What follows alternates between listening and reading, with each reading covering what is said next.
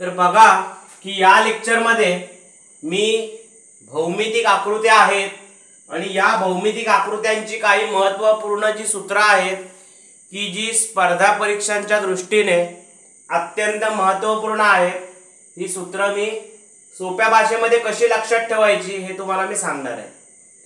विद्यार्थी मित्र बघा की वर्तुळाला आपण काय म्हणत असतो, तर वर्तुळाला आपण सर्कल असं म्हणत असतो। वर्तुळाचं क्षेत्रफळ हे पाय आर स्क्वेअर या सूत्राने दाखवतात। वर्तुळाचा परिघ हा 2 पाय आर किंवा 2 पाय आर या सूत्राने दाखवतात, किंवा हाच वर्तुळाचा जो सूत्राचा वेगळा जो फॉर्मॅट आहे तो असा आहे की तुम्ही जर 2 आर सेपरेट ठेवलं आणि पाय बाहेर ठेवला तर 2r म्हणजे काय, ते डायमीटर असतो आणि हे पाय म्हणून ते पाय डी म्हणून सुद्धा होतं।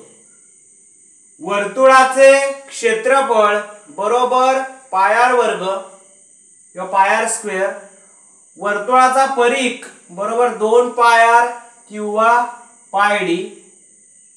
आता हे जर तुम्ही वर्तुळ कन्सिडर केलं तर हा वर्तुळाचा केंद्र आणि हा वर्तुळावरील कोणताही बिंदू, बघा वर्तुळाचा केंद्र आणि वर्तुळावरील कोणताही बिंदू यांना जोडणाऱ्या रेषेला आपण काय म्हणत असतो, त्या वर्तुळाची त्रिज्या असं म्हणत असतो। त्यानंतर पुढचा भाग आहे समभुज चौकोन, त्याला रोम्बस असं म्हणतात। ही आकृती समभुज चौकोनाची आहे।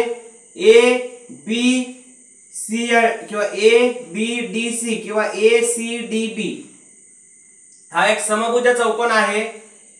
त्याच्यानंतर समभुज चौकोनाच्या सगळ्या बाजू समान असतात। B1 हा त्याचा पहिला कर्ण झाला, म्हणजे BC हा समभुज चौकोनाचा पहिला कर्ण झाला, त्याला डायगोनल किंवा हायपोटेनस असं म्हणतात। आणि AD हा त्याचा दुसरा झाला कर्ण, त्याला D2 असं म्हटलं जातं। समभुज चौकोनाचे क्षेत्रफळ किंवा area of rhombus is equal to 1/2 multiply with D1 multiply with D2। म्हणजे काय की समभुज चौकोनाचे क्षेत्रफळ बरोबर कर्णांच्या लांबीचा गुणाकार। पहिला कर्ण D1 आहे, दुसरा कर्ण D2 आहे। समभुज चौकोनाची परिमिती बरोबर 4 गुणिले a किंवा 4 गुणिले बाजू। येथे a म्हणजे बाजू आणि D1 आणि D2 कर्ण आहे। पुढचा आहे चौरस, चौरसाला स्क्वेअर असं म्हटलं जातं। ही चौरसाची आकृती आहे।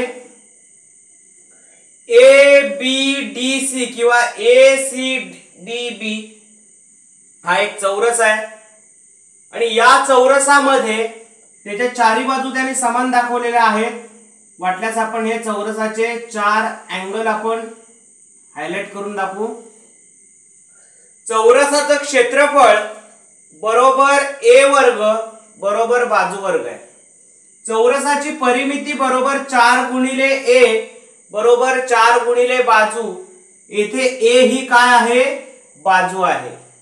समांतर भुज चौकोन त्याला पॅरलेलोग्राम असं म्हटलं जातं।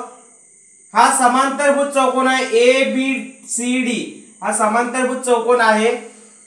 हा त्याचा काय आहे, बी बी त्याची बाजू आहे।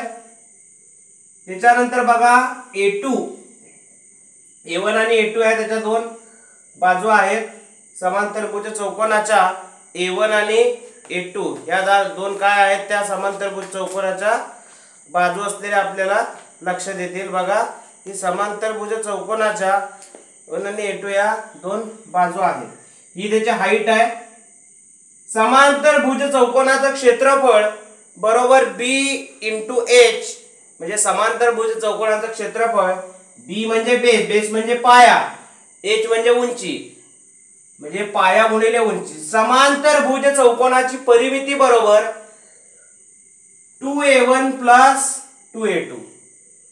B म्हणजे पाया, H म्हणजे उंची, A1 A2 त्याच्या बाजू। विद्यार्थी मित्रो, या लेक्चर मध्ये हा भौमितिक आकृत्या मधील सूत्रांचा भाग नंबर 4 आहे आणि या लेक्चर मध्ये आपण वर्तुळ, समभुज चौकोन, वर्तुळ म्हणजे सर्कल, समभुज चौकोन म्हणजे रोम्बस, चौरस म्हणजे स्क्वेअर आणि क्षेत्रफळ म्हणजे समांतरभुज चौकोन म्हणजे पॅरलेलोग्राम यावरती आपण लेक्चर घेतलेला आहे.